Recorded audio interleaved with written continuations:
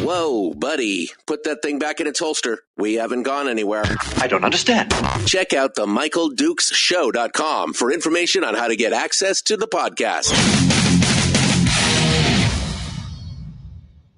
Welcome to the party, pal.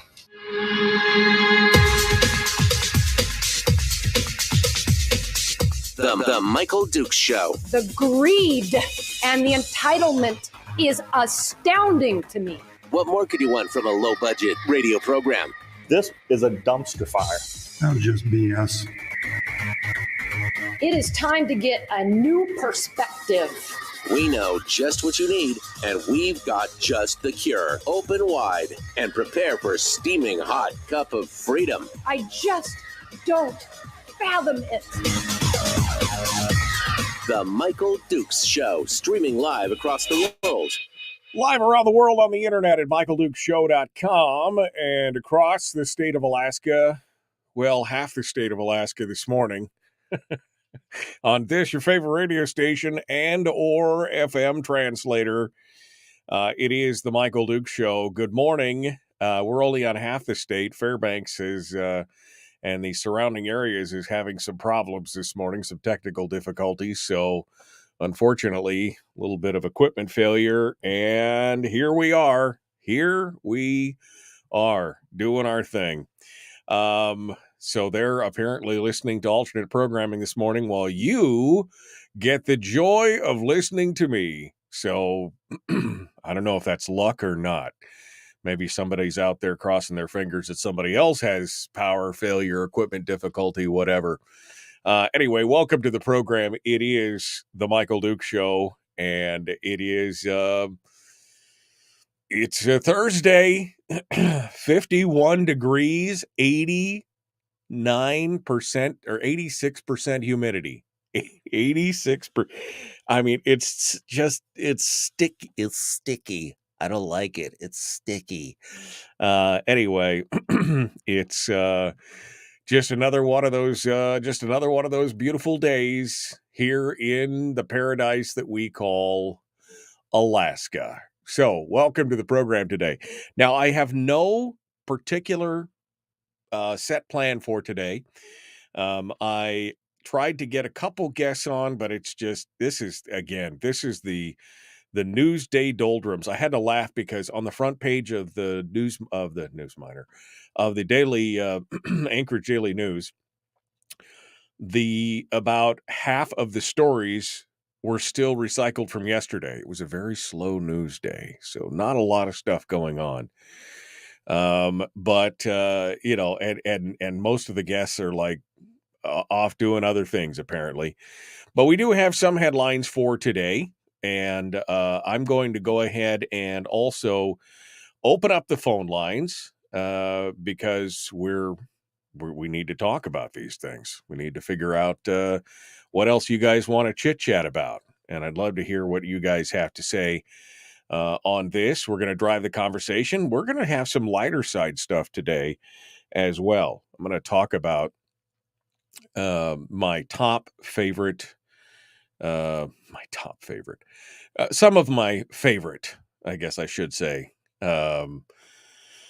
entertainment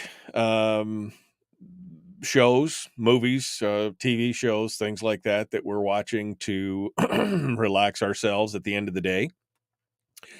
And we will discuss those as well. So we're going to open up the phone lines right now, in fact. And the number to call, yes, I know, it's been 2 weeks. And I'm still having, GCI is like chasing like ghosts in the machine, like gremlins everywhere. They're trying to figure out exactly what's going on. Unfortunately, this is not only affecting the show, it's actually affecting the radio station in Anchorage because they're on the same system. The phone numbers are on the same system. Anyway, so we have to use the other phone line, the direct phone line to my phone system, which is it's in Indiana or someplace. Anyway, here's the number: 319-527-3864. 319-527-3864. And I'll give that number throughout the show this morning in case you want to sound off and talk about, well, whatever it is you want to talk about. If you've got a hot burning issue that you just feel like it needs to be put out there, then we'll talk about it. So it's headlines, it's conversations. Oh, it's also some good news. Good news. So we've got some good news stories as well, and we're gonna chit chat about anything else. Top entertainment, says Anthony. Don't forget, Ahsoka starts next week. And for you non-Star Wars fans, first of all, I feel sad for you if you're not a fan of Star Wars, because I mean that's a. I mean, do you remember going to your first Star Wars movie? Now, maybe I'm wrong, and my dad's in the chat room, so he'll have to respond to this. My dad's on Facebook with us today, because you can be listening to the show on Facebook as well. You know, if you don't know that, facebook.com/Michael Duke Show, you can go over there and do it. But I seem to recall, now 1977, I would have been 8 years old, right? So that's when Star Wars was released, was in 1977. And I would have been 7 or 8 years old. But I seem to recall my dad walking with me into the theater to watch Star Wars. Now, again, maybe it's a little hazy. Maybe it's something I built up in my mind. I don't know. My dad will have to clarify that for me. But I remember watching that on the screen. And what an impression it made on me as a young boy. It was a pretty amazing. I mean, it was a phenomenon. So it was. For those of you who don't remember, I ran into somebody the other day who said something along the lines of, they were almost proud, like they were almost proud, like, yeah, I've never seen Star Wars. And I was just like, what? I was like, what? You know, and it wasn't like and it's not that if you haven't seen Star Wars, it's fine. And if you had just been kind of offhand about, like, well, I've never seen it. Oh man, let me tell you about it. No, it was like, I've never seen it and I'm proud. Like, okay, fine. I mean, that's the thing.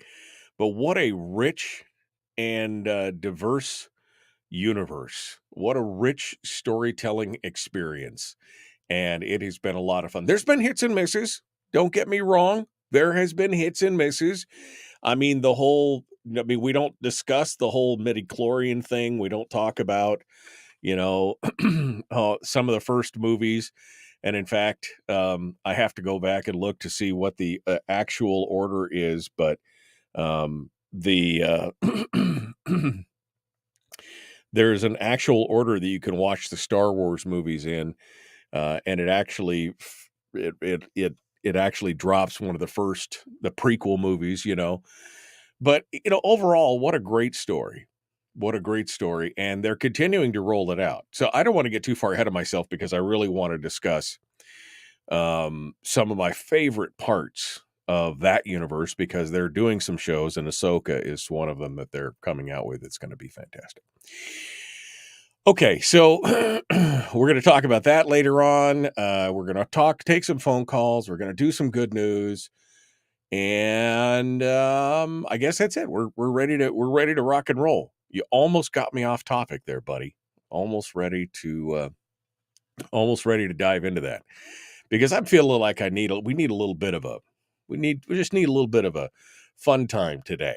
And tomorrow is going to be busy. Tomorrow we're going to have Chris Chang, Top Shot champion Chris Chang. We're going to have Willie Waffle, and we may have one other guest. It may be Jacob Sullum from Reason Magazine, but we're going to see how that works out. We have plenty of things to talk about in the firearms world tomorrow. Again, all about guns and politics around guns and everything else. So we're going to continue to do that. But right now, let's head over and get started with the news. Yesterday I mentioned that it was raining in South Central here pretty hard. So hard, in fact, that there was a flood warning for the Anchorage Bowl, the Anchorage Basin. And I didn't think too much about it when I announced it or said it. I read a couple newscasts yesterday morning for some of our stations and was mentioned there as well. But man, it got serious, because yesterday, as of noon yesterday, Anchorage had received over 1.5 inches of rain, 1.64 inches of rain since it began on Tuesday afternoon. I was also talking with my dad yesterday, who called me driving down Chena Hot Springs Road, who said they had to actually pull over. It was raining so hard that they had to pull over, and then it started to hail. So, I mean, there's been some wild weather events around this state in this summer. And like I said, I'm saying is 89% humidity here is what my little doodad thing is telling me right now. 51 degrees, 89% humidity. That's just unheard of. And it's just been kind of that weird sticky summer.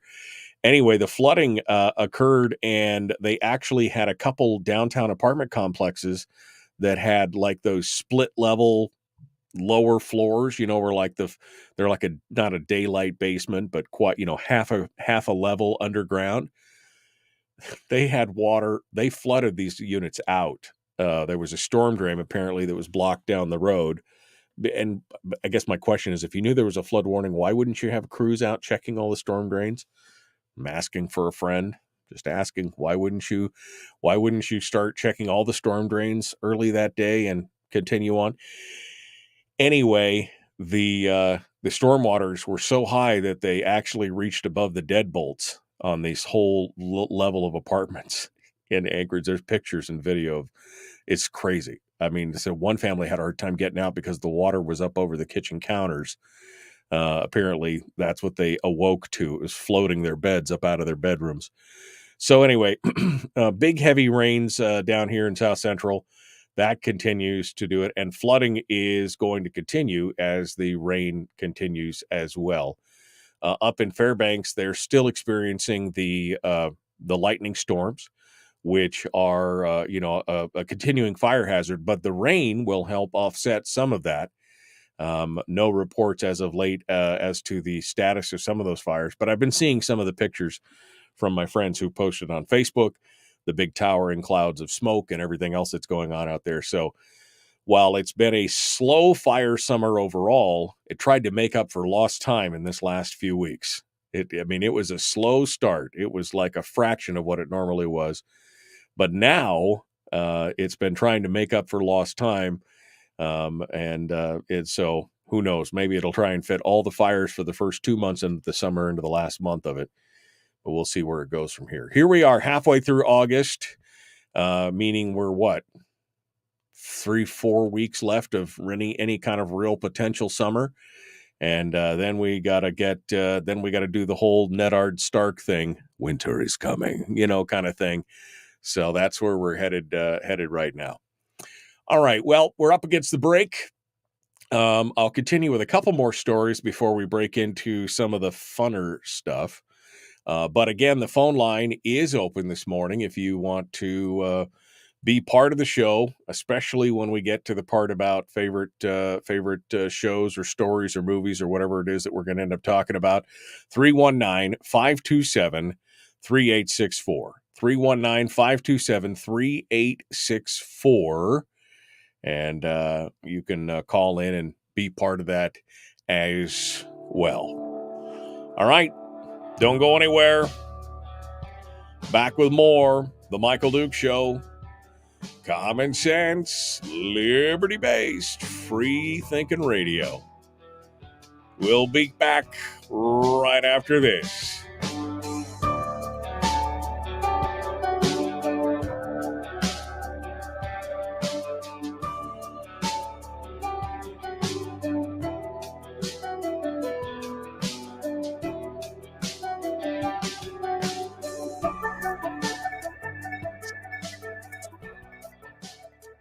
If you missed the show, you can listen to it on your time with Dukes On Demand. Oh, and it's free. Like America used to be. Streaming live every weekday morning on Facebook Live and MichaelDukesShow.com. Okay. So, hi, how are ya? Hiya. What's going on? You guys ready to go? Man, I slept so good last night. I was full of beef and broccoli and birthday cake. My wife made me one of my favorite meals that she makes, this delicious beef and broccoli stir fry. So good.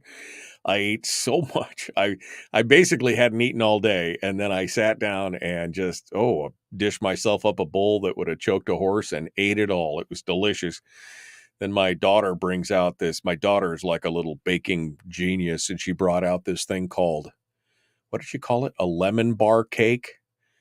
It's like a lemon cake with some kind of poke lemon drizzle glaze, like jammy type glaze that goes over the top of it, and then a lemon frosting.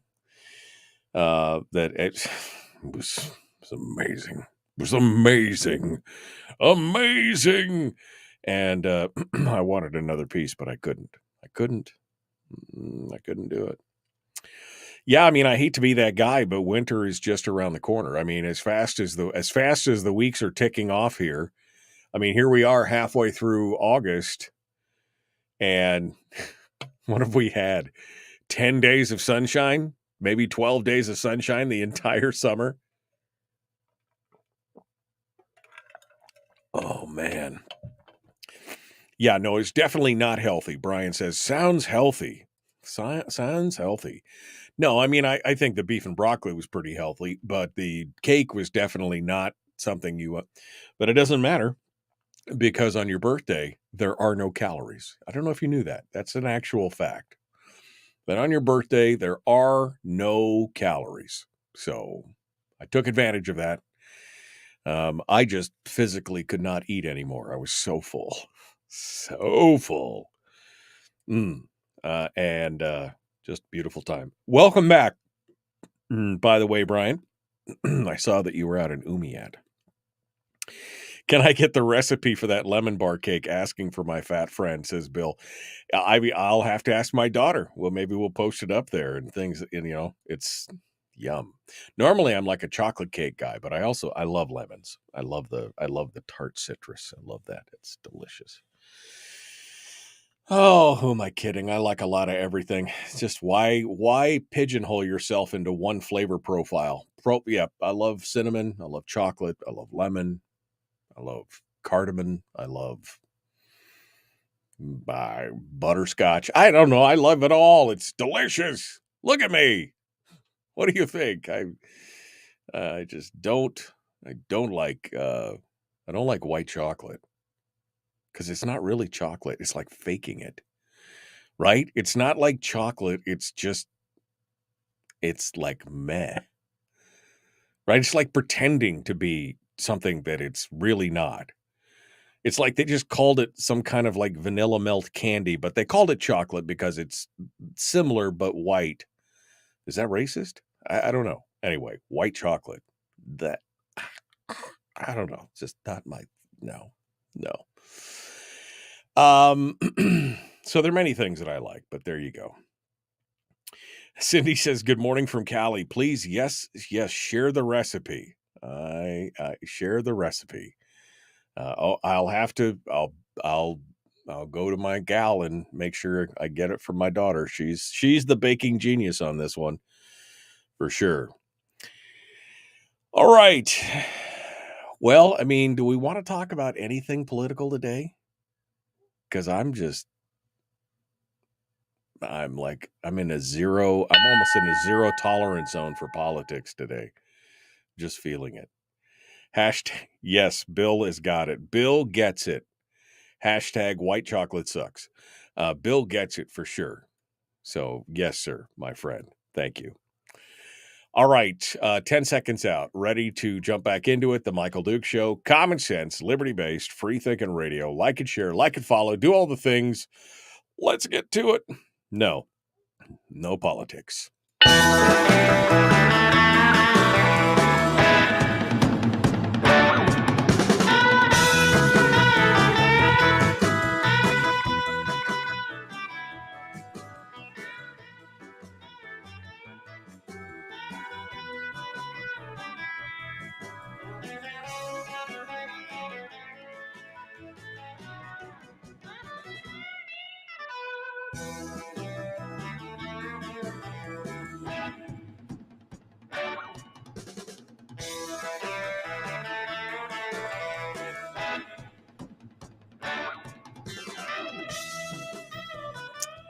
All right, welcome back to the program.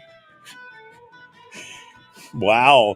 I mean, we have gone so far afield from politics this morning, which, is a big chunk of what we do on the program here, Alaskan politics specifically. But I asked, do you guys really want to talk? And there was like, no. And we got talking about food, and then we got talking about my daughter made me a cake last night. And she's like a baking genius, this girl. Anyway, so she made me this cake that she called a lemon bar cake. It's like a lemon cake, like a spongy cake with some kind of. It was like a drizzle that you put all across the top that had almost like a jammy consistency that was super tart and lemony, and then this really nice sweet buttercream frosting that she drizzled across the top. On top of that, it was a fat kid's delight. Absolutely delicious. So then we started, and I saw normally I go with chocolate cake because chocolate cake, but I mean, why pigeonhole yourself into one flavor profile, right? I also love lemons, and I love cinnamon, and I love coconut, and why? I'm not gonna do it. I'm not gonna pigeonhole myself into one flavor profile, except for I will take a stand and die on this hill. White chocolate is horrible because it's not really chocolate. All right, it's not. It's just like vanilla. I don't know. It's vanilla. It's yucky. It's yucky. And Bill in the chat room said hashtag white chocolate sucks. I mean, I kind of agree with that. I mean, it's just not really, it's pretending to be chocolate. Chocolate is something special. Chocolate is, that it is that thing that was discovered, and came back, and it changed the face of Western civilization in Europe after it was discovered. Chocolate is just something almost sacred. It's just so good. And then you get this pretender who comes up, and just because it has the same consistency as chocolate, and it melts, and it has a lot of the same properties, but it's just yucky. White chocolate sucks. Change my mind. 319-527-3864. 319-527-3864. I have eaten it from time to time in certain desserts or to be polite and everything else, but never in my life would I be like, oh yes, I'd like a white chocolate something or other. Nope. No. Yeah, really, what is white chocolate? It's essentially, vanilla, sugar, and whatever. I don't even know what it is. It's bad. White chocolate is like vanilla ice pretending to be a rapper, says Richard. Yeah, I mean, it's not fulfilling. Let's just put it that way. It's like Milli Vanilli. Definitely not fulfilling.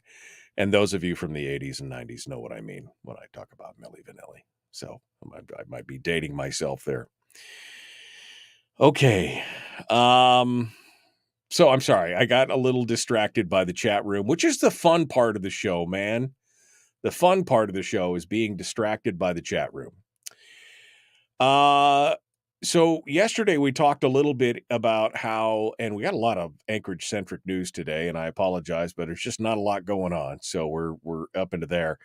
But we talked a little bit about yesterday about how the school board, the school superintendent in Anchorage, Jarrett Bryant, had disallowed and denied the ability for Dr. Ben Carson to come in and speak at the Mountain View School. And at the time I said, that just seems like that's petty. I mean, here's a guy who grew up in a disadvantaged neighborhood, probably much like the Mountain View area in Anchorage, who later went on to become a world-renowned neurosurgeon. The first person to actually successfully separate conjoined twins who are conjoined at the brain. He's a neurosurgeon. And then, of course, went on to run for president and became the secretary of HUD. And I mean, this guy is a success story all the way around, regardless of party or political affiliation or anything. So at Tuesday's board meeting, the Anchorage School Board member, Dave Donnelly, asked the superintendent, what board policy was the basis for your denial of former U.S. Secretary Ben Carson speaking at the Mountain View School? Bryant responded, and I was going to pull the audio from this morning, but I just didn't. I didn't care that much, quite honestly. Bryant responded and said, sure, that's a great question. It's not a specific policy.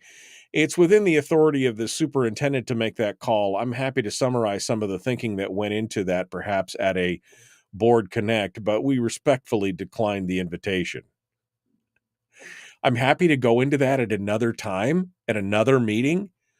I'm asking you now, what was the thought process that went in to disallow somebody who's already in town? Anyway, board Donnelly goes on to say, so if Vice President Harris was in town and she did a fundraiser with the Democratic Bartlett Club, would you not let her speak at one of our schools this year? Brian said that was not a situation that he has encountered. Of course not. It's a hypothetical, you moron. I mean, I thought you were a superintendent of schools and you don't recognize a hypothetical situation? Okay.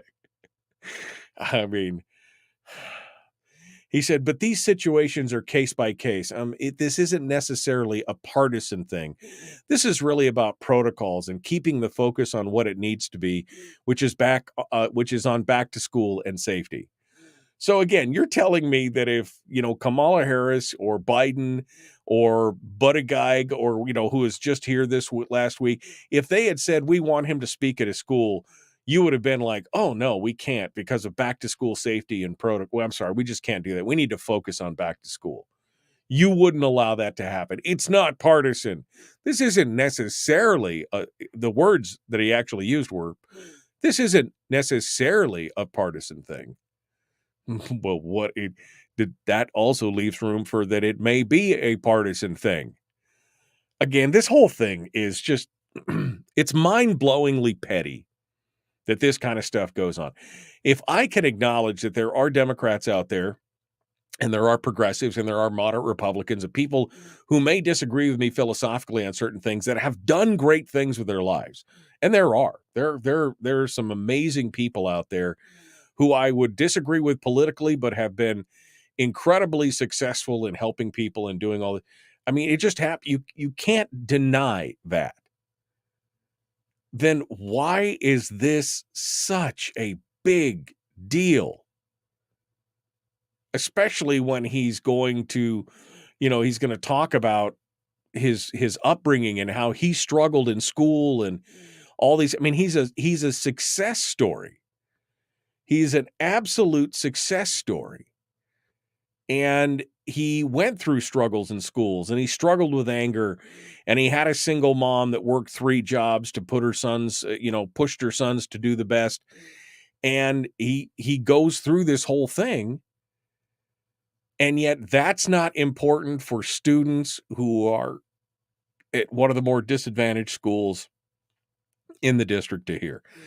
Again, it's just so freaking petty, man. Absolutely insane.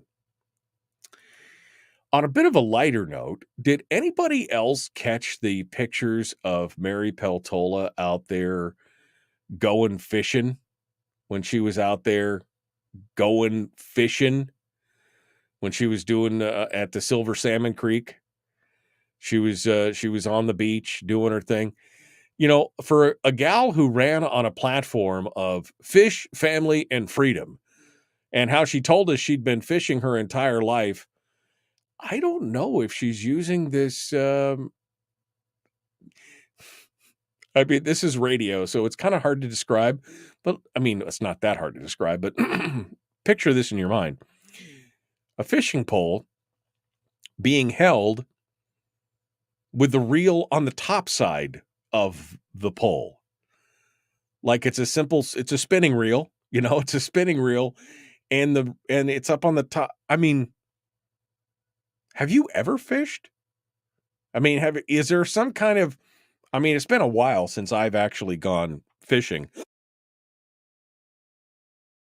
So maybe somebody out there is going to have to catch me up on some kind of new technique where holding the spinning reel above the pole instead of in its normal below the pole position is a better way. And this whole thing is so super awkward. She's holding the pole at like the very base. She doesn't have her hand up near the edge of the reel where you would hold it to give yourself some stability. She's got the reel upside down from what it. Do you even fish, bro? Is my question. I mean, she went out and did all that. This is all like a photo opportunity. She went out to this Salmon Creek at Lake Clark, the Silver Salmon Creek, where she had a night that was filled with late night card playing, beating, and hanging around with some women friends and her ever-present campaign manager, Anton McParland, resulting in photos that he put into the social media universe, including this picture of her holding the fishing rod upside down. I'm confused. You supposedly have now, maybe that she just has, maybe she's just never been really rod fishing. Maybe it's mostly subsistence fishing, netting, paddle wheels. I don't know, fish traps. I don't know what it is, but she obviously has never really held. I mean, and there's a woman in the background with a rod and reel holding it properly. So I'm trying to figure out exactly what's going on here. But it's kind of embarrassing for somebody who is like, fish, family, freedom. I've been fishing my entire life. And I don't know how to hold a fishing pole, but I've been fishing my entire life. Good for you. Good for. I'm having a hard time believing pretty much anything you're saying at this point. I'm just saying. I'm just throwing that out there in case you were wondering. Anyway, nobody else is going to call her out on this. Every other news outlet will be like, "Oh, look, she's at." But Must-Read did. Sometimes you just got to poke a little fun. You got to poke a little fun. All right, we got to go. We're coming up on the break, so let's get back to that, shall we? And we'll return. Got one more story about the possibility for tsunamis in the Cook Inlet, which was heretofore thought to be not a possibility. Turns out, according to the University of Alaska, and this is one of the guests that I was trying to get on, it is a possibility, and it could be nasty. So we're going to talk about that here in just a bit. The Michael Duke Show, common sense, liberty-based, free-thinking radio. We return to more right after this.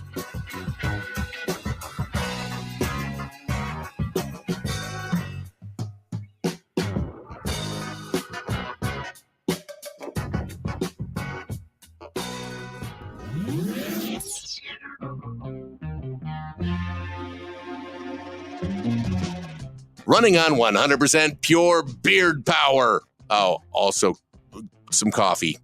We dip our beard in coffee. Ha, nice beard. The Michael Duke Show.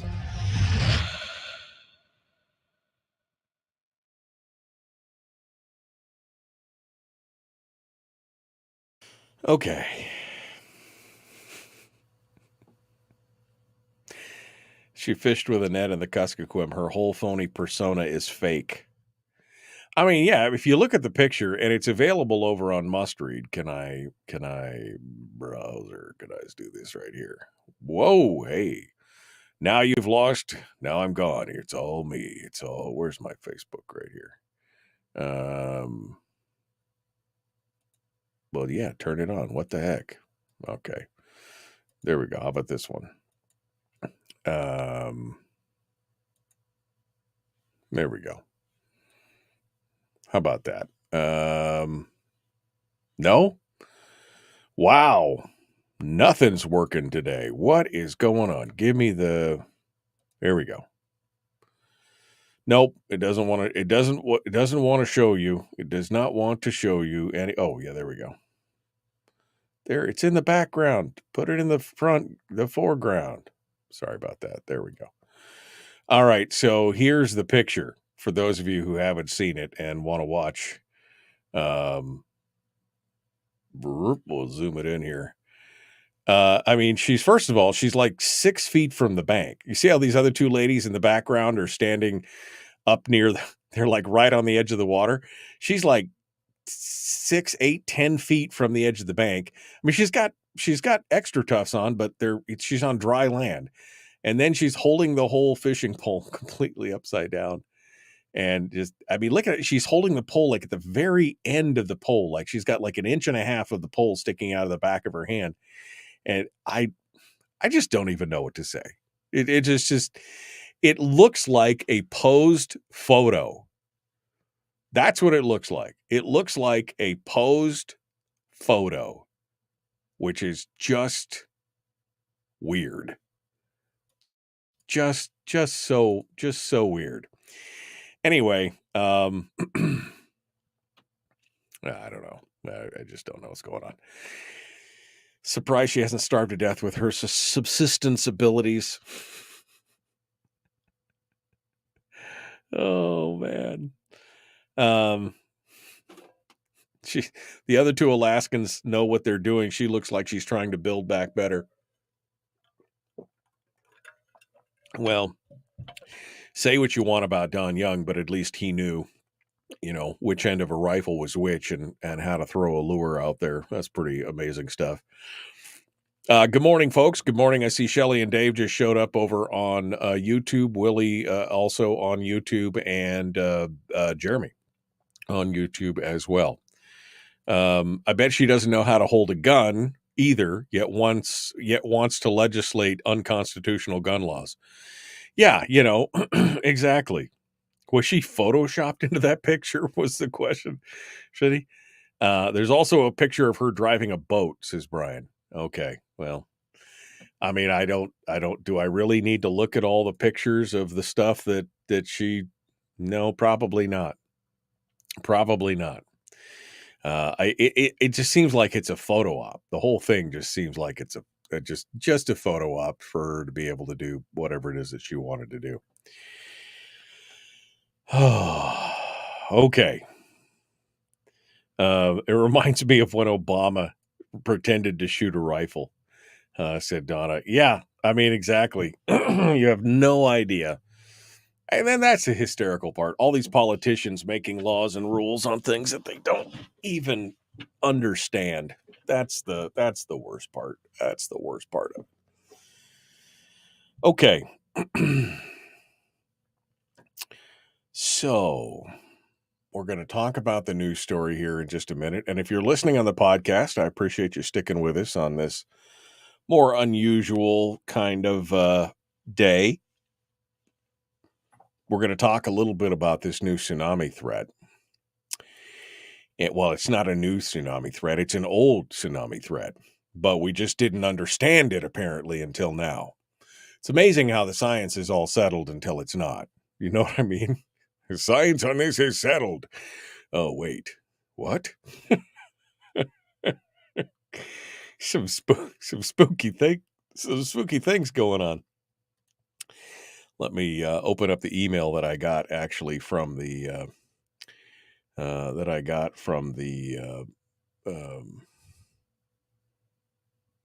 University of Alaska. Hold on a second here. Where is it? It's right. It's I sent it to myself.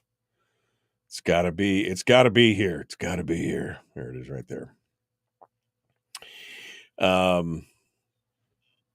Tsunami threat to the upper Cook Inlet.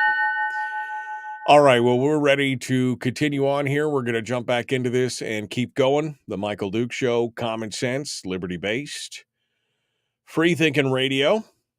Like and share, like and follow. Let's do all the stuff and get things going on, shall we? Let's go here. We're 7. I got to wait for the clock to run out. You ready? Here we go. All right, now we're 4 seconds out. All right, here we go. Ready to do it.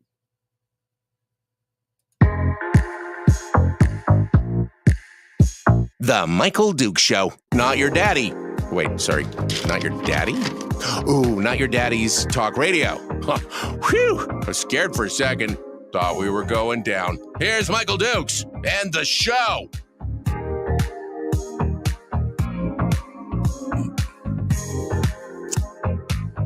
All right. Welcome back to the program. It is the Thursday edition of the show. And we're just kind of playing footloose and fancy free today. We're kind of winging it. We're not on any specific topic. I mean, I've taken on a couple things. This whole thing with Mary Peltola, and then the Jarrett Bryant. You know, we've taken on a few stories, but we're not in any hurry to dive too deep into a lot of the political things today. If you have something you want to discuss, feel free to do so. I will say that it seems like that the Matsu Borough School District has gotten off to a bit of a rocky start. You'll remember that last year, of course, they had all the bus strikes going on and everything, and people were having to take their kids everywhere. But they told us now it was all fixed. It was all fixed. And then yet on last night, which was the second day of school, right? Because Tuesday was the first day. Last night, my wife is reading me comments from one of the Facebook groups or something for the Kinnick-Goose Bay area, Kinnick-Goose Bay Road area, where they're like, come on, Durham and the Matsu Borough School District. We thought you guys had all this together. They said, our kids just got home. It's 5 minutes to 5, and our grade school kids just finally showed up at home on the bus. Not only was the bus an hour late to pick them up at the school, they had to wait around the school for an hour. The driver did not know the route and would be stopping at various places and asking kids Is this the street you live on? Is this where you live? Can you imagine?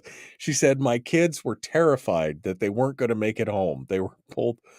I mean, I would say to that, toughen up. It's an adventure. But at the same time, you're asking grade school kids if this is the road that they live on. How do you get to your house from here? I mean, what is actually going on? Why, people? Why do you put your kids in the hands of the government school system? Why do you do that to yourself? That just makes no sense whatsoever. And there were apparently several bus routes that were running that way. This is after they hired all these people and spent all summer training them. Apparently, all summer and, spring and summer after the school year, that's what they've been doing. And they got all these drivers, but they just can't get it together. Can't get it together at all. Oh, man. Well, the University of Alaska Fairbanks put out a new analysis. I got this email yesterday from Elizabeth Naden from the Alaska Earthquake Center. And they have been studying tsunamis and the threat of tsunami in Alaska going back all the way to the 1964 earthquake. And they have the kind of the common knowledge, or the this is what we know, the science is settled kind of thing, is that the upper Cook Inlet, for decades, the perception's been that the upper Cook Inlet, including in Anchorage, had virtually no tsunami risk, particularly because they thought that the wave energy from the tsunami would dissipate as it travels up the Cook Inlet's length, because it's a real shallow, gently sloping floor of the inlet. Turns out that is not the case. It could in fact, the lower lying parts of Anchorage, as well as up the Knik Arm, up to the mouths of the Matanuska and the Knik Rivers and past the Glen Highway crossings, would all be susceptible, as well as the Turnagain Arm, Hope, and Girdwood could experience some flooding as well.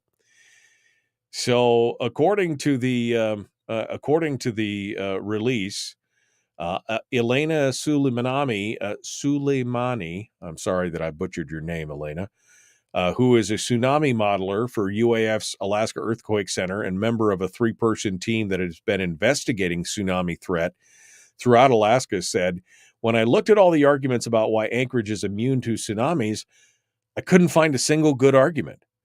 She worked with Dmitry Nikolsky, research associate professor with the UAF Geophysical Institute, and Barrett Salisbury, earthquake and tsunami hazards program manager at the Alaska Division of Geological and Geophysical Surveys. And they put together this report. So, although it was generally believed that no tsunami reached Anchorage from the 64 quake, magnitude 9.2, the computer modeling shows that a tsunami likely did actually occur. But why was it not noticed by the people? Well, because, first of all, it arrived several hours later, and they had a lot going on after that, and it occurred at low tide. Had it been at high tide, the impact would have been much different. And it really would have been potentially hazardous. The new comprehensive tsunami hazard study was funded by NOAA's National Tsunami Hazard Mitigation Program. The scientists took a look at 3 significant tsunami hazard components: the tides and the water depths, the previous large earthquakes in Alaska, and the location. A tsunami arriving during high tide could cause significant flooding and damage. At high tide, the upper Cook Inlet's water level is on average 40 vertical feet higher than it is at low tide. And the extent of flooding depends on how and for how long the tsunami navigates such a dynamic tidal regime. So what they're saying is essentially, in 64, when the quake struck at 5:36 p.m., at high tide, but it would have taken the tsunami wave more than 8 hours to traverse the inlet and reach Anchorage. It's a 2 a.m. landfall, and the tsunami would have encountered empty shores at low tide, despite being 10 feet high. But if it had been any other time, and it had been at a natural high tide, it could have pushed the water all the way up into the up past the bridges on the Glen Highway. That's a lot of water. It's a lot of water. Anyway, interesting analysis. I'm going to still try and get somebody on to talk about this, because this is a very interesting topic, especially if you want to wrap it around like a What If Wednesday segment. What if you get that tsunami warning? What do you do? Because remember, back in 2018, there was a brief tsunami warning after the earthquake in 2018. That we weren't. People were like, "Where do we go? Where's the high ground?" So we'll see if we can continue. I'm going to try and continue to work to see if we can get somebody on to talk about this, because this would be a fascinating conversation in that regard. So it'll be a fun discussion. Okay, so that is that, and I've covered all the news stories. Look at that. I got all the news stories. I do have one final, I guess I do have one final piece. This will be part of the good news for today. And it's kind of good news and bad news. It's fun and sad at the same time. Hula dancers swayed to the ocean waves on a South Carolina beach. They were all paying tribute to a hometown hero who died saving seniors in the midst of the Maui wildfire in Hawaii. Joe Schilling, not the famous Red Sox pitcher, but Joe Schilling of South Carolina, had moved to downtown Lahaina recently, where he lived in an apartment building that was mostly populated with senior citizens. That apartment building was caught up in the fires which devastated the town. According to Joe's sister, Penny, she said, "From what we know, when Joe started to evacuate, there were elderly people in his community who were stranded. So he helped several people, including an elderly woman, to escape. She was the one who verified the details of what happened. Apparently, Joe had gone back into the building to help another 4 senior Maui citizens who were unable to leave. He collected them in his apartment, where he sent a text message to Penny saying he was trying to keep the smoke out, and later succumbed to his to smoke inhalation and to the fire itself." But Joe Schilling, there's a name that we should remember. Somebody who went back in and to save others, and was caught in that horrific fire. Pretty amazing. Just another amazing story of sacrifice and heroism. It's a tough situation. You never know what you're going to do in that kind of situation. But Joe went in there and saved as many as he could, but eventually ended up succumbing himself. So thanks, Joe. You did a great job, my friend. All right. Coming up on the break in the next hour, we're going to be diving into some lighter side stuff. I want to talk a little bit about some of the fun shows that I've been watching. I do have a little bit of free time at the end of the day, and because of everything I do, sometimes I just want to shut my brain off, and so I want to enjoy a good story. So I've been following a couple, what I think are real good TV series and shows, and with all the streams. I mean, if you're a entertainment person and you like television and movies and things like that, it's a good time to be alive, because there's a lot of good stuff on the streaming. You got plenty of stuff to watch. So we're going to talk a little bit about that, and we'll get some of your favorites. I'll ask the chat room right now to put their favorite streaming show in the chat, and we'll talk about them all coming up in hour 2. Plus, we'll take some phone calls. 319-527-3864, 319-527-3864. The Michael Duke Show. Common sense, liberty-based, free thinking radio. Hour 2 dead ahead.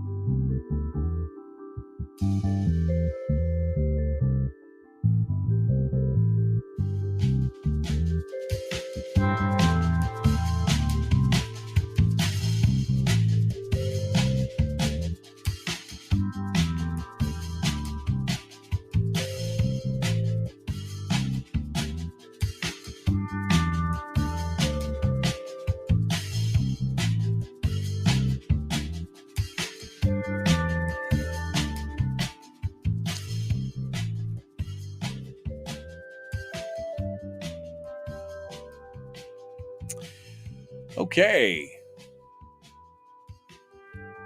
Well, let me go back and get caught up on the comments here to see what you guys have been saying. Hey. Look at that. Super sticker from Jeremy. Thank you, my friend. I appreciate that. 99-cent super sticker. Thank you for supporting the show. I really appreciate that. And that's the first time I've seen a super. It kind of, the broadcast software that I'm using recognizes stickers. Oh, I want to say thank you to Rick yesterday as well, because he gave stars. The system recognizes the stuff from YouTube, but it doesn't recognize stars from Facebook. Why? I don't know. Anyway, it's one of those things. It's kind of spooky stuff. All right, let me go back up here. Okay, shooting rifle. I'm feisty and I'm crazy. I'm in crazy. What? I'm feisty. I'm in crazy California, and I was irritated as soon as I got off the phone. I don't know what she was on the phone for, or what she was irritated about, but there you go. All right. She was hired through nepotism. Willie's still talking about Mary. There was a what? Melody says there was a bus off the road when the bus driver tried to back up and went into the ditch. Well, I'm really glad they've spent all summer training all those guys. Saw a bus in the ditch less than 5 minutes from the school yesterday. All the kids were gathered in someone's driveway. Are there any Homer High School senior parents on today? I don't know, Jason. We'll see. They only trained for a week before school started. Okay. Greg says there was a traffic jam on West Homer yesterday. Cars and buses down the Sterling Highway. Why? I mean, what was going on?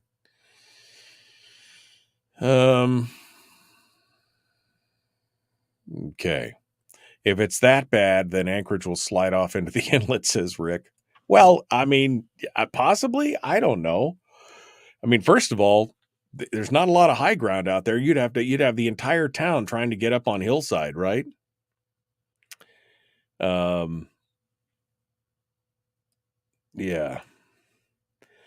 I wish Facebook had a sarcasm button.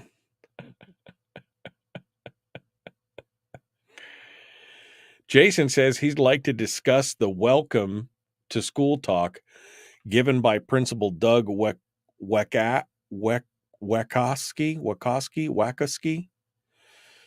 at Homer High School. Jason, I'd love for you to call me. There's the phone numbers right there. Well, it's hidden by your thing, but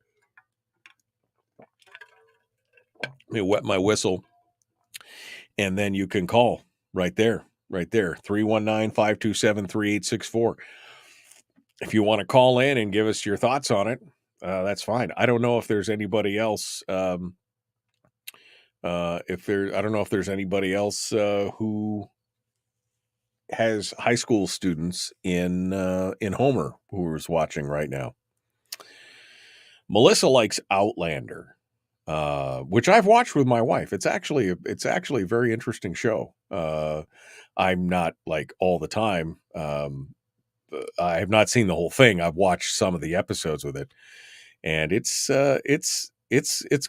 It's an interesting show for sure. I really like the guy who plays Jamie, and I like the guy who plays his uncle. And of course, they actually have done another show called Men in Kilts, where they go around Scotland doing Scottish things. That's hysterical if you haven't watched that. But Outlander's a lot of fun. Jeannie says she likes Outlander, even though it's gone past the original written series, I think is what she's saying. Yeah, I mean, that happens all the time. Look at what happened with Game of Thrones, right? It went past the original. And I mean, I have a feeling that George R.R. Martin is never going to actually finish the book series. I mean, I think that's pretty much a given at this point. He's on to bigger and better things, and he'll just say, well, the television show finished the series for me. Okay, there you go. Jason's at work. Well, Jason, if you want to just type in a brief synopsis of what happened, we can mention it. But yeah, I'd love to know what's going on there. Outlander is good for historically accurate softcore porn, I guess. No, it's definitely not for the kids. And I mean, I don't know if I would go so far to say it's, but I don't know. Maybe just in the episodes. I haven't watched the whole thing. My wife she's watched every season that's come out, and I know many of her friends and many of the ladies that I've worked with over the years. They love Outlander. But I like to watch Dukes of Hazzard. I have the shows on DVD. Oof. Sometimes you just can't go back. I tried to rewatch Magnum PI with Tom Selleck. And I got about an episode and a half in, and I was just like, I can't do this. It just didn't hold up well. It's kind of sad, but it just did not hold up well. A little frustrating because I really enjoyed the show as a kid, and I loved Tom Selleck, but it just didn't work. There's just sometimes you can't go back. All right, hour 2 dead ahead, the Michael Duke Show, Common Sense Radio. Here we go.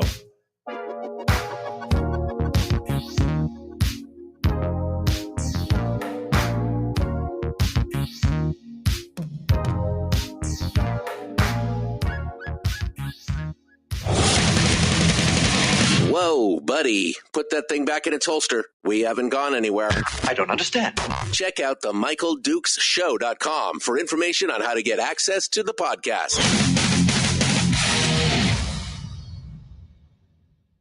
Welcome to the party, pal.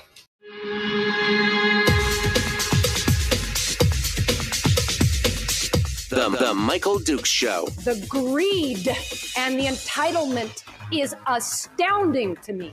What more could you want from a low-budget radio program? This is a dumpster fire. That was just BS.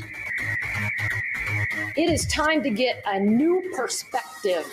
We know just what you need, and we've got just the cure. Open wide and prepare for a steaming hot cup of freedom. I just don't fathom it. The Michael Dukes Show, streaming live across the world. Live around the world on the internet at michaeldukeshow.com and across the state of Alaska on this your favorite radio station and or FM translator. Although this morning we are off the air in Fairbanks due to equipment failure, thanks to a power outage situation going on over there. It's horrific. It's horrific for them up there. I feel so bad. Their engineer is just like running around like. Anyway, it's an interesting situation, but hopefully we'll be back up on the air in Fairbanks on Friday tomorrow. So that's the word right now. Anyway, for those of you just joining us, welcome. Thanks for coming on in. You missed being part of the 6 o'clock club by just a few minutes. You can become a member of that club, which is really nothing but bragging rights, simply by being here in the 6 o'clock hour, and you get some good stuff.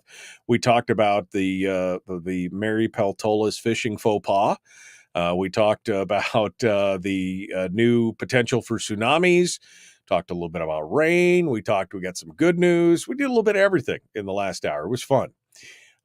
So feel free to go back and listen to that on the podcast, which is available wherever you find good podcasts, especially like Castbox, Stitcher, iTunes, or Spotify. All right. So there you go. It's good. It's good to be there. I wanted to kind of lighten it up today, and I see that in the chat room here, one of the listeners is talking about the welcome to school speech that was given down in Homer at the Homer High School. Apparently, there's some heated folks over what happened over that. I'm going to try and get some details on that, and maybe we'll talk about that next week once we actually get the details, and we'll go on from there. But if somebody can't call in to talk about it, you feel free if you want to call in. It's open line, open forum.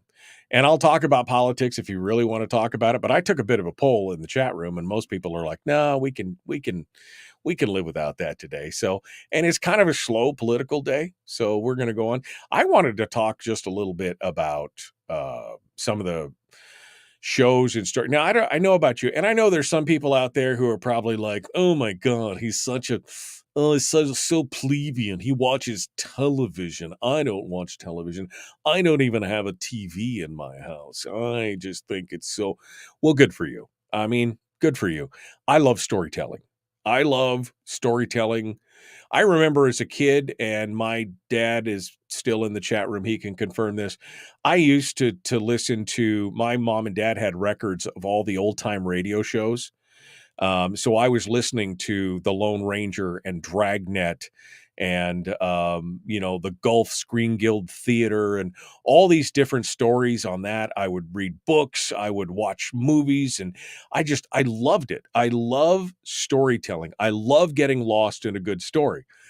And today on television, there's some trash out there. Okay, first of all, there be some trash out there, okay? But there's also some great stories. And so I asked the chat room to tell me what some of their favorite shows are. Now, first and foremost, and so I'm going to ask you as well, what are your favorite shows? I'm going to talk about some of mine. And but what are your favorite shows? What are the things that you could either, go back to again and again and again and watch over and over and over? Or what are the things that you just can't wait for the next season to drop of or the next episode to drop of? 319-527-3864. Maybe we'll learn something. Maybe I'll want to, maybe I'll want to watch something that you're watching. If if you're excited about a show, come on and tell me about it, and we'll we'll get into it. So one thing I've discovered by just watching what my chat room is basically laying out here as their favorite TV shows is that these folks you guys are all old, okay? And they don't like change. I mean, there's a few new ones out there. Somebody says the show From is really good, which is actually on my list to watch. I haven't watched it yet, but it's From. A couple people have said the show Outlander, which is about a woman who from World War II or late World War One, or World War II. I can't remember. I think World War One. Anyway, she travels back in time in Scotland and gets trapped in time, and it's her life and adventures as a modern day nurse. Essentially, she was a combat medic, and back in pre-revolutionary Scotland. Anyway, it's an interesting show. Yes, I've seen a couple episodes. My wife loves it. A lot of the ladies love it. That's good. But then a lot of people are like, well, I like to watch, Amy says, I like to watch the Dukes of Hazzard. I have that on TV. I just don't think that would hold up. I just don't think that would hold up. Murder, She Wrote, a whole collection on DVD, says Brian. His daughter would watch that for hours. And and then people are like, the last American Hero, The Bionic Woman, The Love Boat, BJ and the Bear. I mean, come on, guys. Can we drag it forward in time a little bit here? These are the television. I tried to rewatch here about, it was probably a month ago, 2 months ago. I tried to rewatch Magnum PI, not the new one, not the newfangled one. I'm talking about Magnum PI with Tom Selleck, the classic, the original. And I'm like, I'm going to rewatch this because I remember watching it when I was younger and catching some of the episodes and enjoying it and everything else. And I'm like, they've got the whole series here on whatever platform it was streaming on. I'll go back and watch it. And I got like an episode and a half in, and I just looked at my wife and said, I can't do this anymore. This is it did not age well. Some shows can, like I could go back and watch the original Star Trek, no problem, right? But it's a whole different thing. I just could not watch I don't know why. I couldn't go back and watch The Love Boat or The Bionic Woman or The $6 Million Man or any of those other, they just don't age as well. MASH, if I never see another episode of MASH, I will be happy. No, I don't know why. It's just one of those things. It's like Nails on a chalkboard for me. Not another episode of MASH. That's crazy. And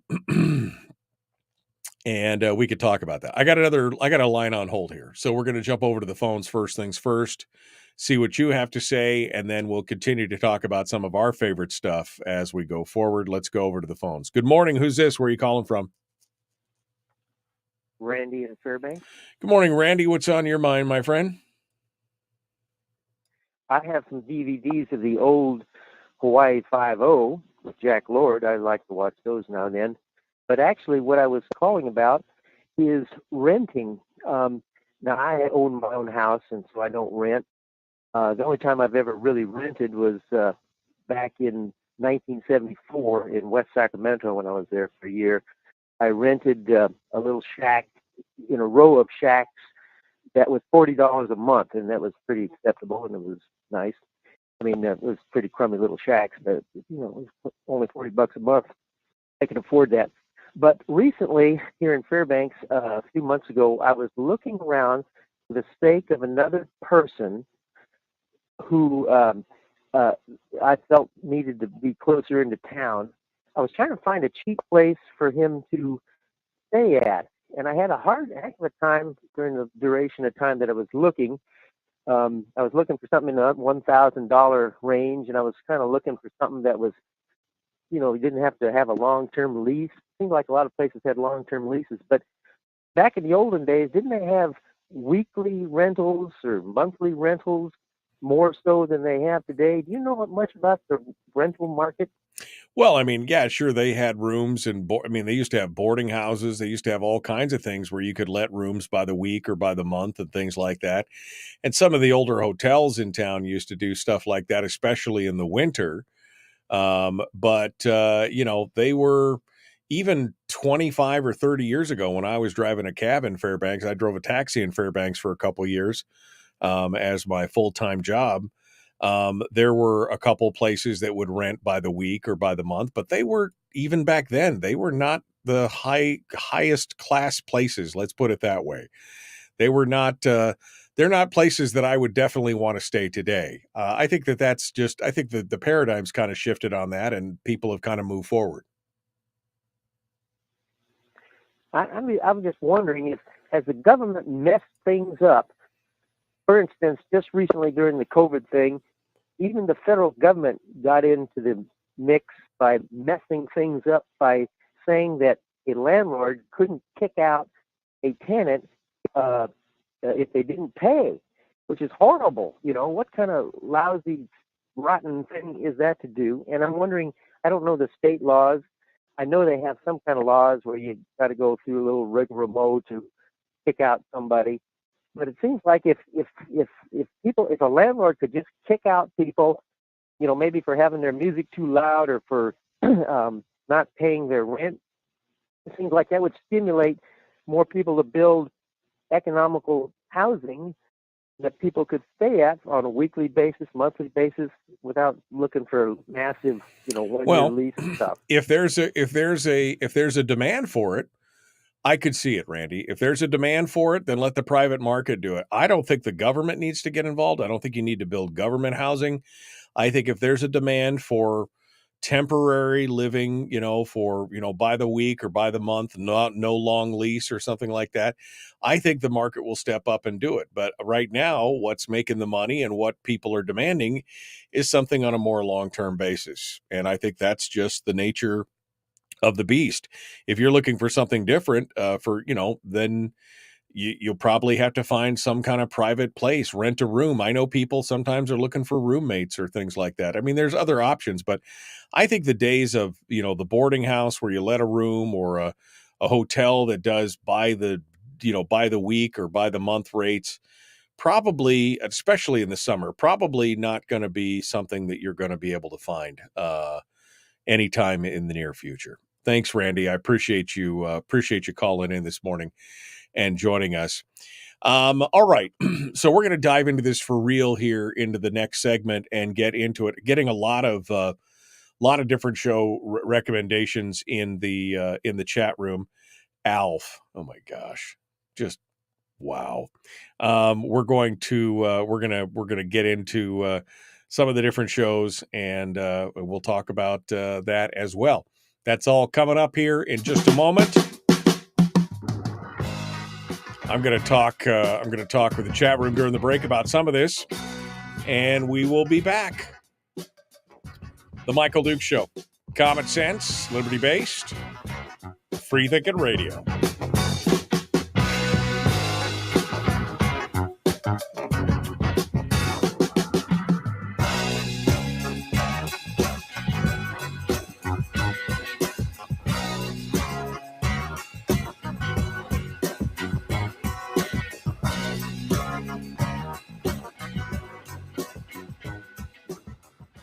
We're broadcasting live through a series of tubes, allowing all of these entities to provide streaming stuff going on the internet. Well, it's kind of hard to explain. Sorry.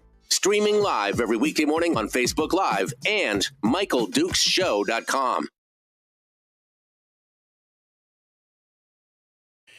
Okay, let me get caught up. You guys all of a sudden just let it out. Peaky Blinders, says Jerica. Yeah. It was a little slow at the beginning, but by the time I got through season 2, I had to watch the whole thing. That is a great show. Cillian Murphy is just such an amazing actor. And Sam Neill and the gal who plays Polly, and it's a great show. Great show. I recommend. I cannot recommend Peaky Blinders highly enough. It's dark, but it's great. Absolutely great. Riverdale, says Jerica. Riverdale. I couldn't do that. That's like Archie's, right? It's like the modern day whatever Archie's. From is about a haunted town. It's as freaky like Lost.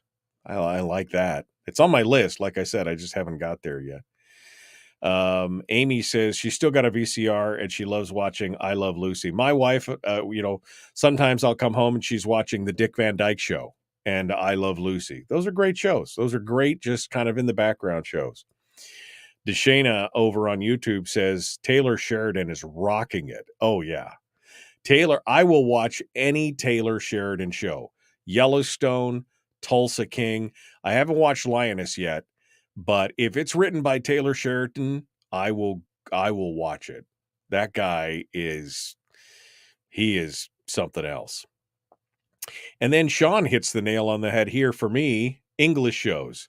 Doc Martin. If you have not watched Doc Martin, that show is so much fun. It is hysterical. I discovered it about 10, 12 years ago and watched the whole thing in its entirety. It's so much fun.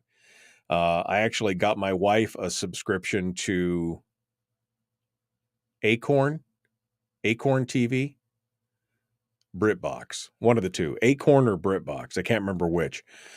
It's like $4 a month or something. And she gets access to all the English television shows, including we watched Doc Martin, Grant Chester, Father Brown, the Midsummer Murders, all those kind of stuff.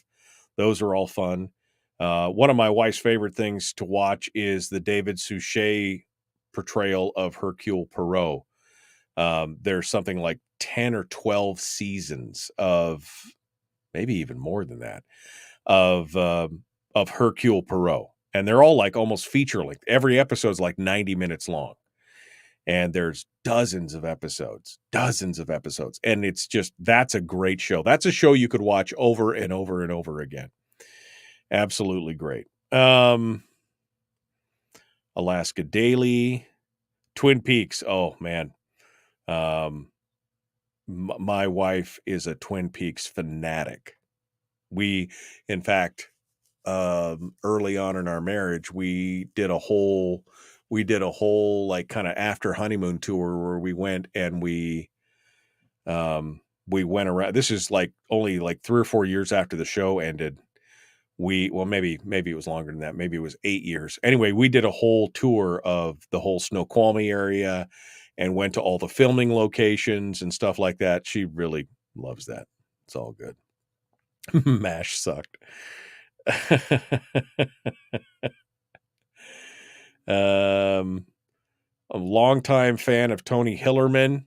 They've tried to adapt his books to movies with very little success. However, the latest Dark Winds is a pretty good one. Haven't seen that. Watched Longmire. Really enjoyed Longmire. Thought that was a good one. I love that. Craig, love that one as well. MacGyver. Oof. I take it you didn't watch the last episode of MASH. Did they discover in the last episode that it was all a dream? That it had all been a dream and it was a nightmare? No, I didn't watch the last episode of MASH. Don't even care. Don't even care. All right, here we go. Jumping back into it, the Michael Duke Show, common sense, liberty-based, free-thinking radio. Like and share, like and follow. Let's get it done. Here we go.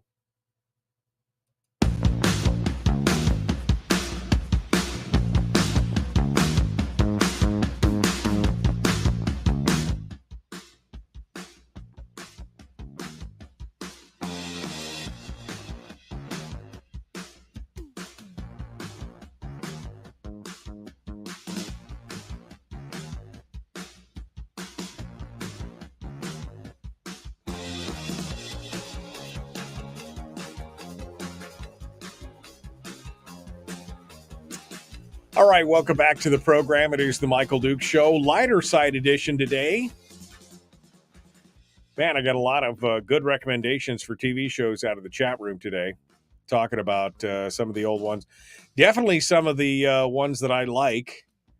David Boreanaz stars in the SEAL Team show, which originally I think was on NBC.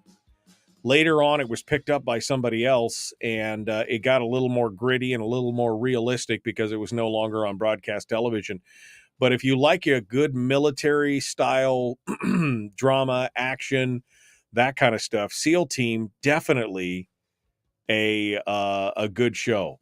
And with some twists and turns. I mean, I got rocked near the end of the last season by that show. And the new season's out, which I haven't watched yet. But SEAL Team, definitely on my watch list, definitely in the queue. Another great show.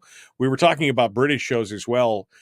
There's some really great British television out there if you can get a chance to get it. And usually you have to do it through something like a subscription to something like BritBox or Acorn TV, which are both British streaming services that you can get through Amazon.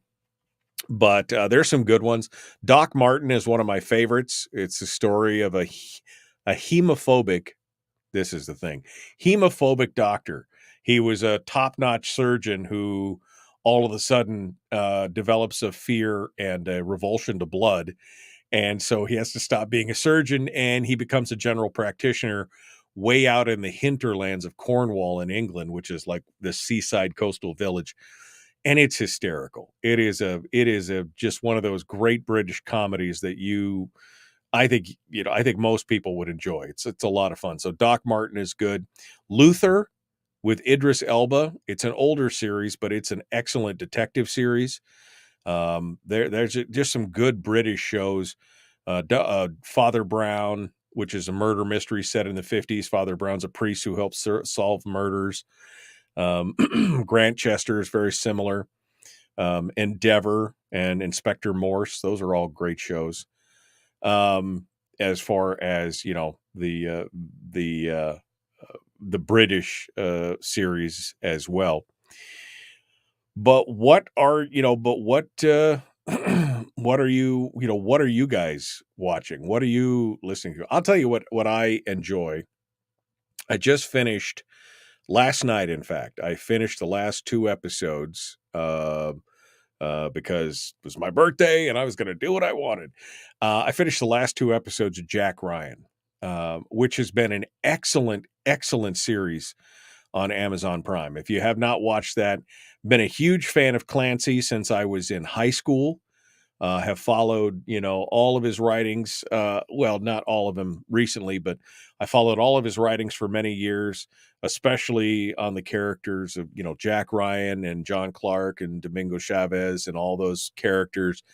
And while there's been some adaptations of Jack Ryan over the years, The Hunt for Red October and Patriot Games, and Some of All Fears in different movies portrayed by different actors, I think John Krakowski has done an amazing job of encapsulating that whole kind of Boy Scout image, and it was excellent. And they finished the series; it's done now, and they really finished strong. And it is a good show. It is definitely a lot of fun to watch as well. If I'm looking for TV that I could just watch over and over and over again, I've got to say it is quite possibly one of my favorite shows of all time, and still I think an amazingly accurate to the source material, and that would be the show The Expanse, which originally started out as a sci-fi on the Sci-Fi Network, but was later picked up by Amazon itself after I think 2 seasons, and then it was picked up by Amazon and completed, and it went all the way to 6 seasons, and it covers a big part of the book series, the Expanse book series as well. And it is just, there's something for me about sci-fi. I know a lot of people are like, oh, you should watch, like House of Cards and some of the, West Wing, and all I could think of is, man, I do politics on a daily basis.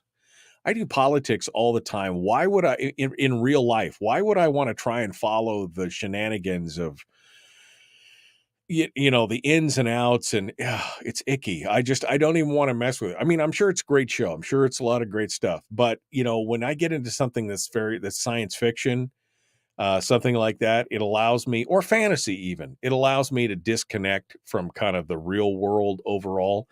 And if you were looking for a show that I could watch over and over and over again, it would be something like that. It would be something like The Expanse, where I could finish the series and go right back to the beginning and watch it. I probably watched that. Well, I will say that ever since Amazon picked it up, so that would have been in probably the 3rd season, every time a new season comes out, I would rewatch all the previous seasons before I got. So, I mean, I've probably been through that thing, well, at least 6 or 7 times. It's just that enjoyable. The whole thing is just an amazing show. And that's the thing about storytelling. When you get a story that even if you know it and you want to go back, but you want to go back to it, it's like an old friend. You want to go back to it. Somebody said that they watch The Lord of the Rings and The Hobbit every year. We do too. That has been our New Year's Eve, New Year's Day tradition for the last, I guess we didn't do it this last year. We didn't get into, but usually for the last 10 years, we have watched, we start off with the Lord of the Rings trilogy at like 4:00 on New Year's Eve. And we watch until we all basically get ready to fall asleep after, midnight. And then we get up the next day and we'll finish it. Because if you watch the uncut versions of those movies, it's like, I don't know, what is it, 12 and a half, 13 hours or something for all 3 of them. We haven't done the same thing with The Hobbit, but we have done with The Lord of the Rings. We've watched all 3 of those over and over and over again, because it's just good storytelling. Now, there are some new things that have come out, and I will say, that, we were talking earlier about Star Wars and how Star Wars is such a phenomenon. I remember going to the movie theater, and and like I said before, maybe I was young. I would have been about 7 years old, maybe 8 years old, but I have this vivid memory of walking out with my dad from watching Star Wars, which again in 1977 would have made me 7 or 8 years old. But that's something that just captured people's imagination. And sometimes it's good, sometimes it's bad. I will say that right now, the best things that have come out of Star Wars have been, I mean, obviously the original trilogy is classic and you can't really mess that up. I mean, they tried. Han shot first. Okay, I'm just saying. So that you can mess it up, but Han shot first. But it's the ancillary stuff. It's the stuff that's come out in the serial format on like Disney Plus. So things like The Mandalorian, an epic series. Very good expansion of the Star Wars universe. Very good, very enjoyable. The Obi-Wan series, where it was the continuation of what happened to Obi-Wan Kenobi after the fall of the Republic. Just it again, a fantastic story. And I just finished last week. I just finished the series Andor, which is the story of Cassian Andor, who is a spy, who is a rebel, one of the original rebels, who also shows up in probably one of the best Star Wars movies that has been made in the last 25 years, and that is Rogue One, which is the story of the stealing of the plans for the Death Star, which, if you haven't watched it, it's amazing. It's a lot of fun. It's bittersweet, but what a great show. And now, of course, they've got the newest series coming out, Ahsoka, which is going to be telling the story of Ahsoka Tano, who was Luke Skywalker, or Anakin Skywalker's apprentice during the Clone Wars, which leads you over to the cartoons, the Clone Wars cartoons and the Rebels cartoons, which, although they were originally made for children, actually tell a lot of backstory that you miss otherwise. So anyway, Star Wars, yes, please. I'll take a lot of that. I will take a lot of that. And see, all the people in the chat room are still going on about things like the Mod Squad, Gun Will Travel, Knight Rider. I mean, all these things, all these shows that you cannot go back to. You just can't. I mean, it just doesn't make any sense. Like I said, I start watching some of these shows and I'm just like, this is so bad. I mean, I don't know why. I don't know what makes it bad necessarily. The comedies you can get away from, if you're watching the Addams Family or the Munsters or Dick Van Dyke or something. But some of the other ones, especially some of the 70s and 80s sitcoms or dramas, are just, I don't know. It's hard to go back to watching a lot of those for sure. Longmire was phenomenal. Yep. I love kind of the Western feel. Longmire was great. Again, Yellowstone is very good as well. There's a lot of good TV going on out there these days. But what are your favorite? What are the things what is the show that you could put on 24 hours a day, 7 days a week and have on in the background and just always enjoy it no matter what it is? I mean, what show is that for you? 319-527-3864. 319-527-3864. We'd love to hear what you guys have to say to that and what your thoughts are on that as well. People agreeing with me. Westerns like Lonesome Dove and Mountain Men. Somebody said The Expanse was incredible. Yeah, absolutely. The Expanse is probably one of the greatest sci-fi television shows ever made. Period. Full stop. And I mean, I'm a Star Trek fan. I enjoyed Star Trek. I've watched a big chunk of The Next Generation. I watched all of the old series. I've watched a little of Deep Space Nine. Didn't really watch any of Voyager, but I been watching the Strange New Worlds one, which is excellent. Been watching that. Haven't watched Picard yet, but I will still say, regardless of what's going on, The Expanse is, in my mind, bar none, the best sci-fi show made for television ever. Followed closely by Firefly.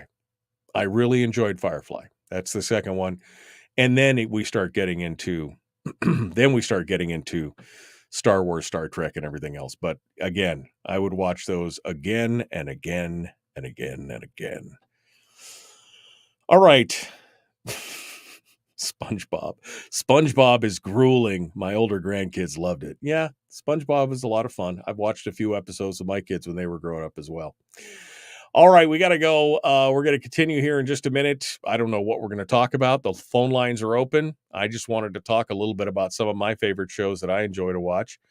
And I guess, I've hit a few of them. Jack Reacher's another one. The new Reacher series is amazing.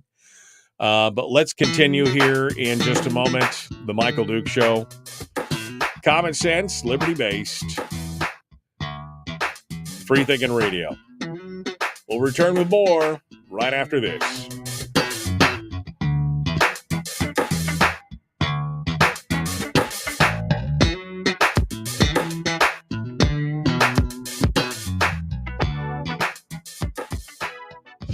If you missed the show, you can listen to it on your time with Dukes on Demand.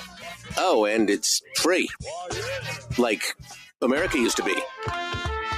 Streaming live every weekday morning on Facebook Live and MichaelDukesShow.com.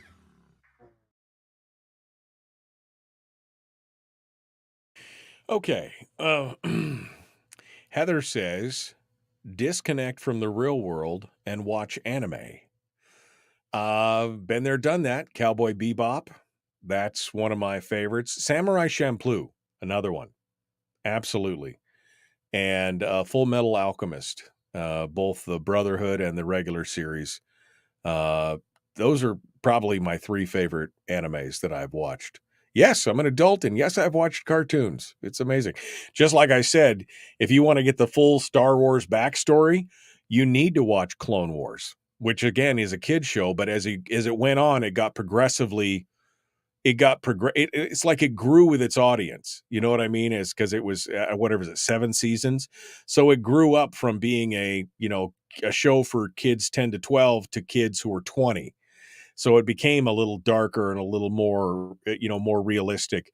And then by the time the Clone Wars was over, then you jumped over to Rebels, which was again just deep storytelling about and you get a lot of backstory about what was happening. Behind the scenes between some of the big movies and stuff. Anyway. Yeah, there's a place for cartoons. I believe that there is a place. Animation is the perfect form of, it's a great storytelling.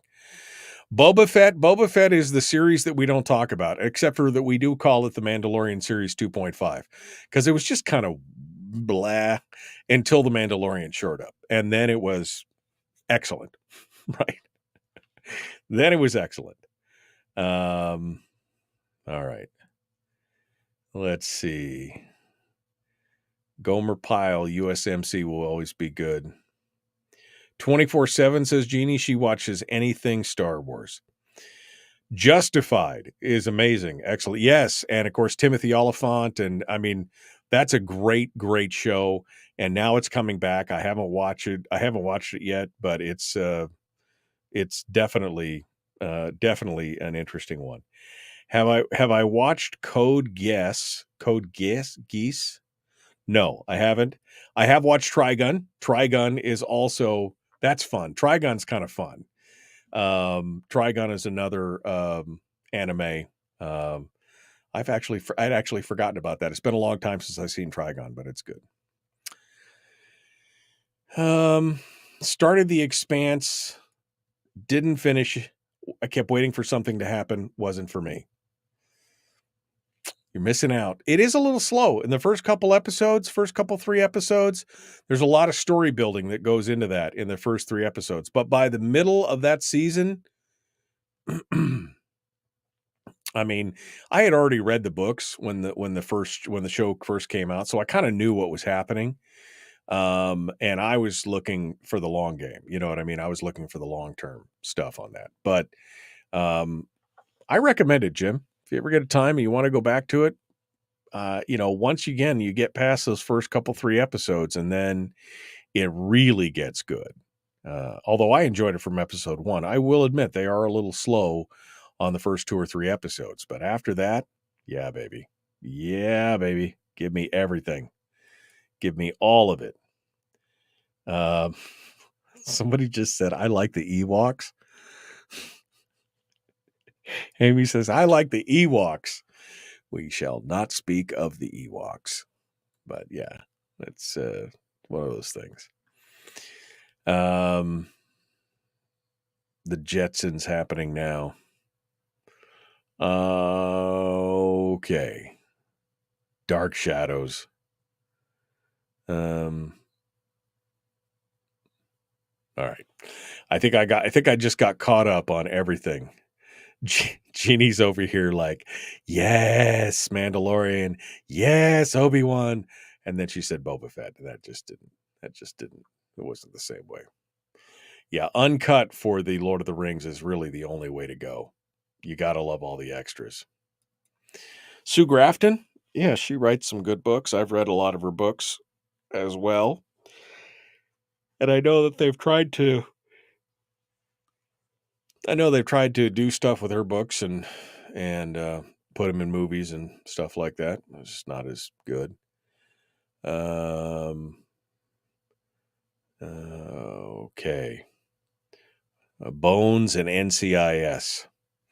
Bones is good. I really like David Boreanaz as an actor. He did really well. I mean, most of my early experience of him came from Buffy the Vampire Slayer and Angel, which I thought he did a really good. And that's, I mean, Buffy the Vampire Slayer, that's another one that you could have running in the background all the time.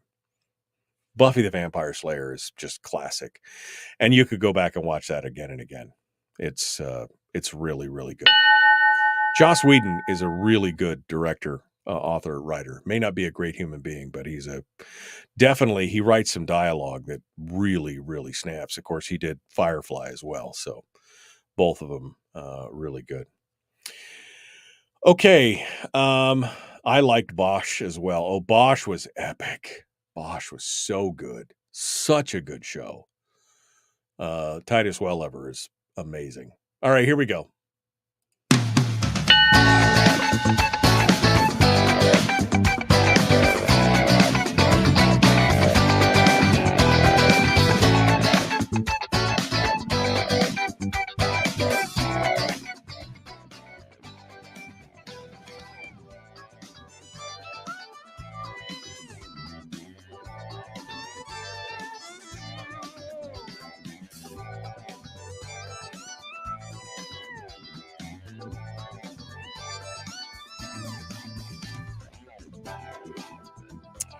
Okay, welcome back to the program. Thanks for coming in and joining us. It's been just kind of a fun show today, letting our hair down a little bit, making it lighter side. And somebody makes a valid point. You know, we were talking about all these TV shows, and somebody may be like, well, why do you care about it?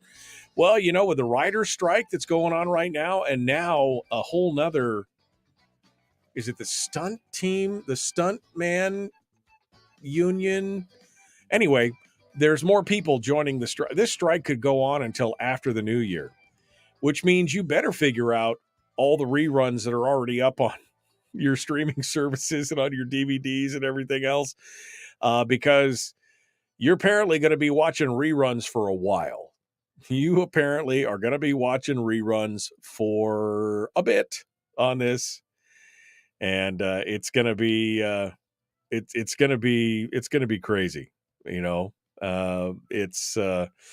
So anyway, I hope you're taking some notes out there. I threw out some of the ones that I really loved and things that I enjoy. I mentioned Bosch. Bosch was I mentioned it during the break, but I didn't mention it during the being on air with you guys.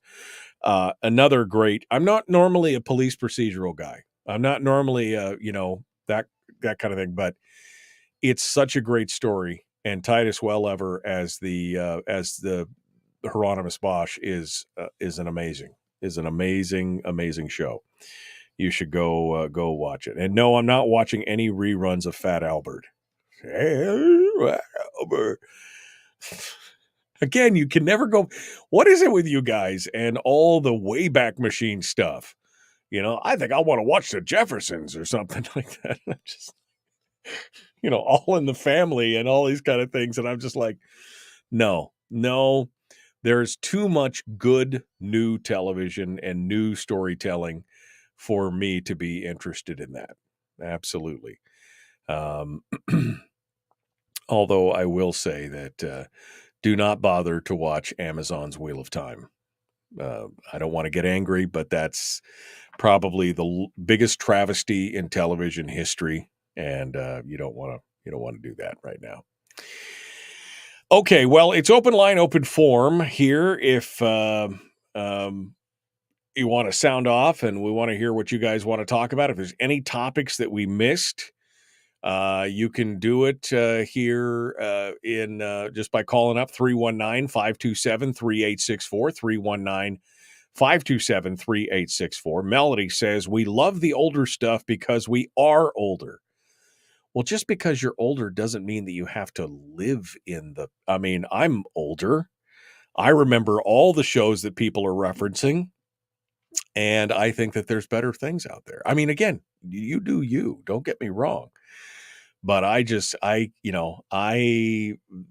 I said, if I never saw another episode of MASH, I'd be happy, right? That was a show that was on every night when I was growing up. It was a show that played, I don't know, maybe the television stations had it on repeat or whatever, but it's just not, it just was not that, great. I will say that you can watch Gilligan's Island. You can watch Gilligan's Island over and over again and enjoy it. But I think, again, it's about the comedy, and it's kind of disconnected. It's kind of a fun thing as well. But it's a lot of fun. There's just, the storytelling, I think, is what's good. And it could be movies. It could be books. I'm now currently listening to another series of books from the author Brandon Sanderson, who is one of the most prolific authors in modern history. This guy writes during the pandemic. He wrote 5 books during the pandemic. 5 books. The guy is just a machine. And anyway, I'm listening to a series that I'd listened to part of it before, but I'd never finished it, and now I'm finishing it. It's very good. There's just something about escaping a little bit from the stress and the overhead of the day and all the partisan bickering and the divisiveness and the stress of your job and everything else, to just kind of unplug and go, you know what I mean? To live in somebody else's shoes. And it's good. That doesn't mean that I don't like old stuff. Like, I love one of my favorite movies of all time is Mr. Lucky. Cary Grant, Mr. Lucky. Definitely. Cary Grant is classic. Arsenic and Old Lace, Mr. Blandings Build as His Dream House, Charade. Just so many good movies there. There's room for classics, for sure. There are room for classics. Almost any film noir, says Jim. He likes almost any film noir. Yeah, there's nothing wrong with any of that stuff as well. And yeah, even cartoons sometimes, for sure. Westerns do hold a special place in my heart as well. Any of the Sackett or Louis L'Amour, they had the miniseries, right? Remember that when it was a 5-night event or whatever it was, and it was like a 5-hour episode miniseries on the Shadow Riders or one of the other Louis L'Amour books that they adapted for the television, and then again Tom Selleck playing a cowboy,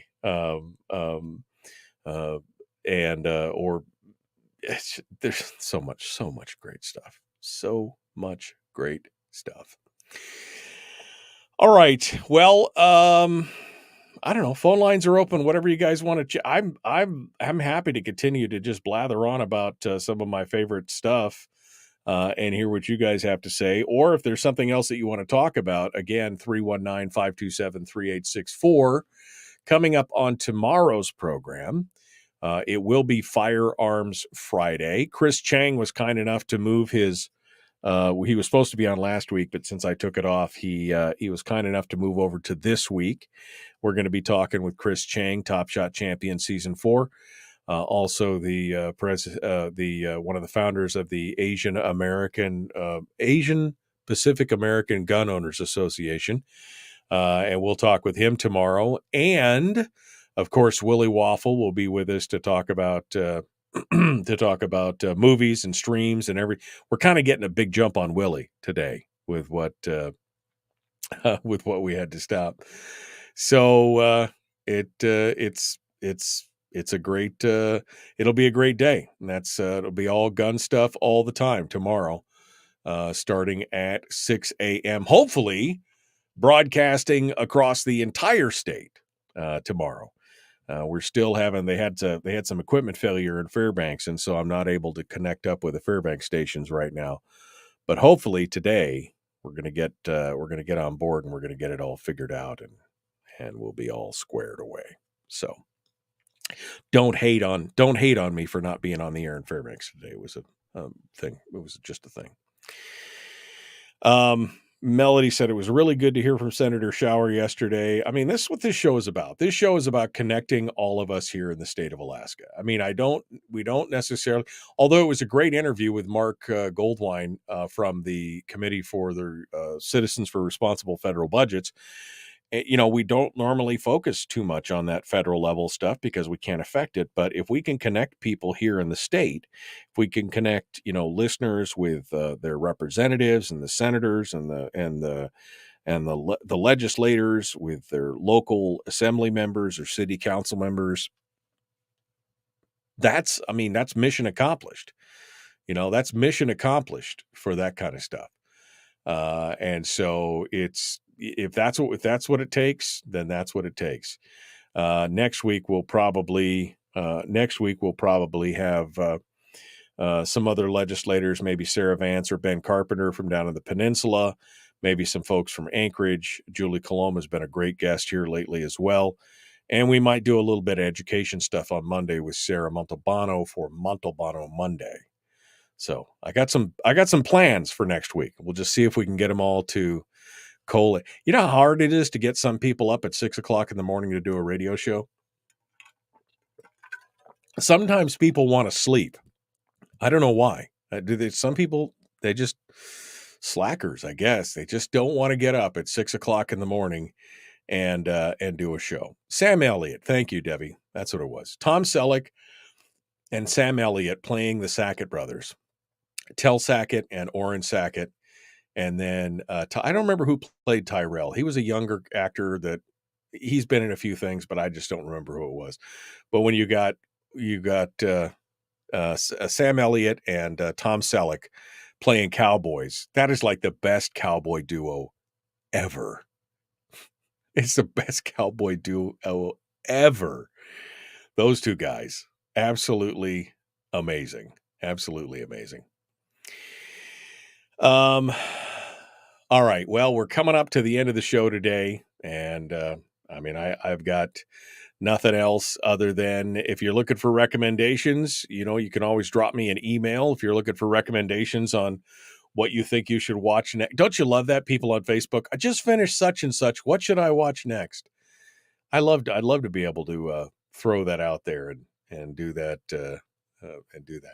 And yes, it looks like it's burned off the fog around here this morning. I see a little bit of sunlight and blue sky. So maybe we're going to have a beautiful day today. And maybe we can count this as day 12 of sunshine or 13 of sunshine this summer.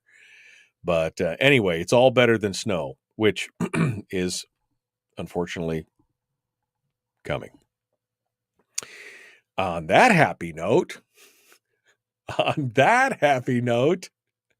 let's just leave it there, shall we? Well, thanks for putting up with me today. Thanks for just kind of relaxing a little bit, talking about fun stuff. Good news and great news and television and all that kind of stuff. It was enjoyable. Sometimes we just got to do that. The trees are turning in Fairbanks, says Chris. I actually have a few trees in my yards that the leaves are starting to get a little color shift in them. I'm not happy about it. All right, folks. Thanks for coming in and joining us. The Michael Duke Show, common sense, liberty-based, free-thinking radio. See you tomorrow.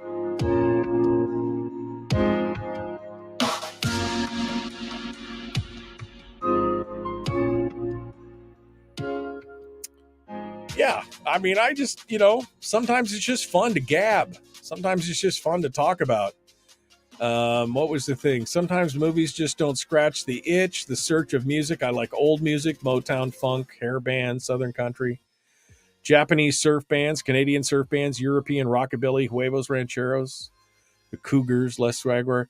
I do love for working when I'm working, just a little bit of like surf rock.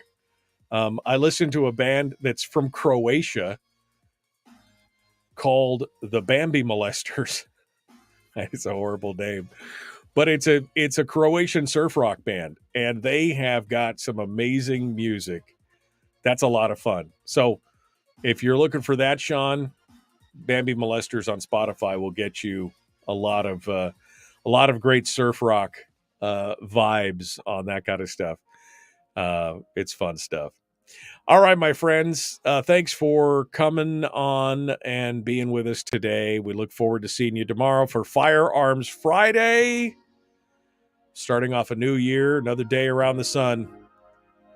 We will see you tomorrow. Have a great day.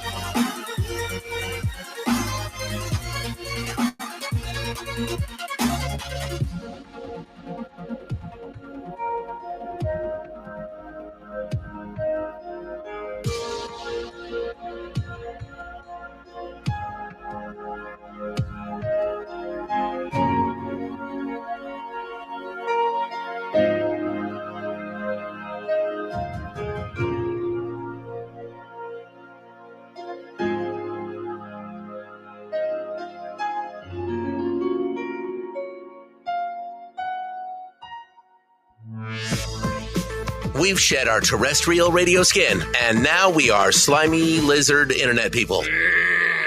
It's the Michael Duke Show.